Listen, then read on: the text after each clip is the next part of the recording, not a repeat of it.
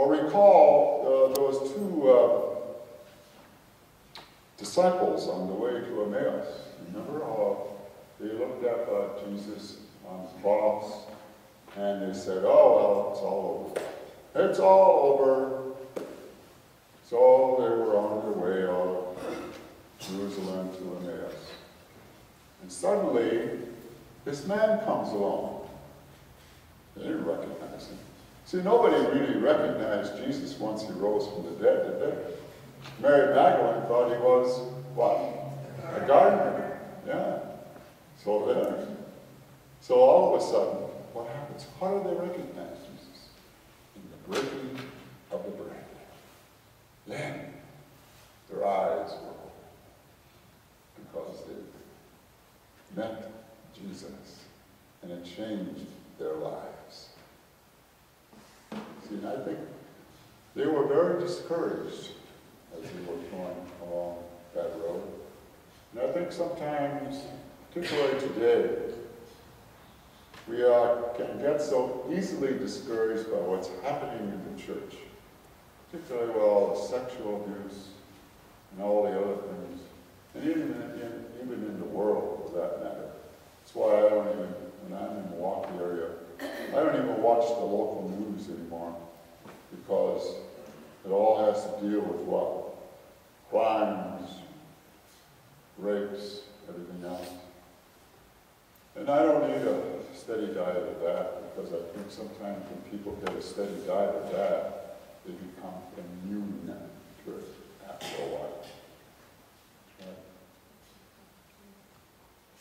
So that reminds me then that we as Christians and as Catholics today have to be very hope-filled people, very optimistic people. And you know the difference between a pessimist and an optimist, don't you? The pessimist, he wears both his suspenders and his belt. He's not going to take any chances. And the optimist, he can be falling from a 40-story building, and as he's going by the 25th story, he can say, so far, so good. But it's a matter of attitude, isn't it? It really is. Listen to people as I try to listen to people. And you can tell so much from people by their attitude. People often say, we know Father, that's not true. It's a matter of aptitude. Well, aptitude means talent, ability, that kind of thing. I said, no. I know there are a number of people that I've come in contact with who have amazing aptitude, but their attitude leaves much to be desired. So it's a matter of attitude, not aptitude, that will determine your altitude in life. And it's so true. So we can be welcoming people, or we can be basement people. We make the choice, don't we? You don't see much in the basement. But when you get up in a balcony, it's amazing what you see. When you're up much higher, it's amazing what you see. So, and we become our choices. I'm more and more convinced of that. We do. We become our choices. Well, look at Mary. I think she's an outstanding example of sharing good news. Remember when she was asked to be the mother of God, she didn't sit back and say, oh, isn't that nice? I'm going to be the mother of God. No, she immediately went to Elizabeth and announced this great news, what God had done in her life. And Elizabeth, who was way beyond childbearing age and was with child, because nothing is impossible with God. They have what I call a shared prayer. And shared prayer really means that you're giving praise and thanks to God for all that God does in your life. And Mary, I think, is an outstanding example of that. Mary always remembered that Jesus was the message and she was the messenger. That's what we always have to remember too. Jesus has always got to be the message. We are the messengers. And isn't this so true that whenever we have some good news, what do we want to do with that? Share it. I remember when I was giving a parish mission in Wichita, Kansas, and a lady from Appleton, Wisconsin called me up, and she had some good news. And the good news was that her son had just adopted a child. She wanted to share that with me. I said, there it is.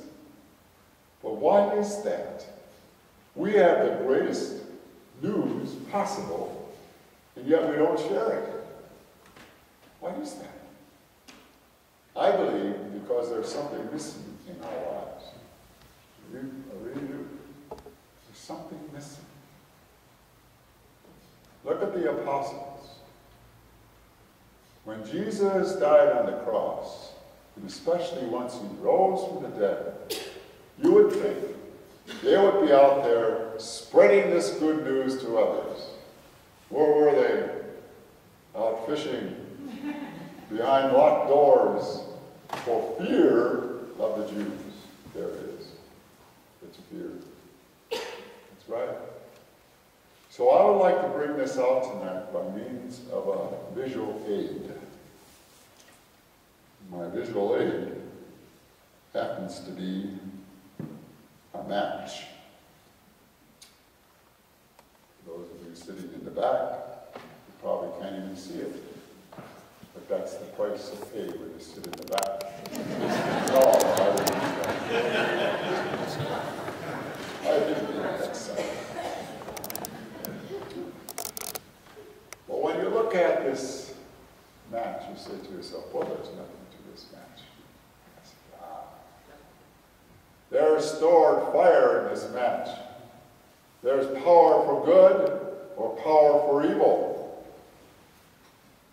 The same is true with regard to ourselves. Tremendous power for good or evil within each one of us. Now, we don't take matches and use it as decorative pieces in your house. We don't do that. Take a match and you light a candle or whatever it might be. Get the point? It's always for something else. See, that's the whole idea. Now I could take this match and scratch it up here. Why wouldn't it ignite?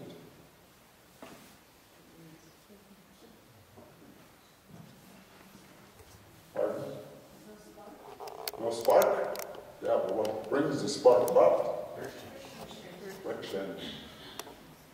You need something rough. Remember what Jesus said in the gospel tonight? I am sending you out like lambs among wolves. What?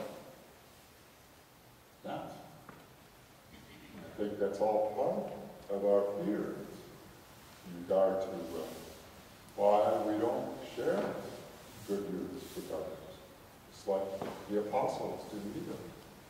But once the Spirit came down on those apostles, and tongues of fire, look what happened to them. Then they went out, they weren't afraid. And I think that's what Jesus asks of us. Okay, and you're that light. You bring that good news.